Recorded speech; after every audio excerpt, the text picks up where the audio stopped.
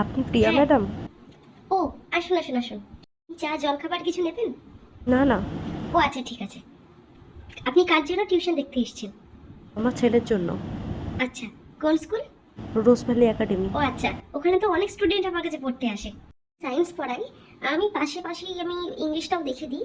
আর আমার কাছে history জিওগ্রাফির teacher আছে, আমার ফ্রেন্ড। ও খুব ভালো পড়ায়। আমি আপনার নাম্বার ওনাকে দিয়ে দেবো, উনি কল করে নেবেন আপনাকে।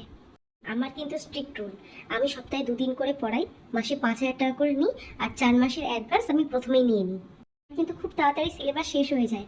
লাইক পরীক্ষার 2 মাস আগে শেষ হয়ে যায়, তারপরে কিন্তু আমি কোয়েশ্চেন পেপার সলভ, বিভিন্ন রকম অন্যান্য বই, আমি কিন্তু এগুলো পড়াই। না সরি, আমি ফিস নেগোশিয়েট করতে পারবো না। সরি, আমি পারবো না। দেখুন, আমি একদম বাচ্চাদের পার্সোনাল ভাবে দেখি। ওদেরকে আমার ব্যাচে বেশি লোক থাকেই না। আমার যেরকম অনেক অনেক জায়গায় অনেক গ্রুপে পড়াই, 18 জন 20 জন, আমি সেরকমভাবে পড়াই না। আমার ব্যাচে মোট 8 জন ছেলেমেয়েরা থাকে, তাদেরকে আমি একসাথে পড়াই। এমনকি তারা আমাকে একটা কোয়েশ্চেন বারবার জিজ্ঞেস করতে পারে, আমি আনসার দিই। আমার তাতে কোনো সমস্যা নেই। আমি মাইনেটাই নেগোশিয়েট করতে পারবো না, সরি।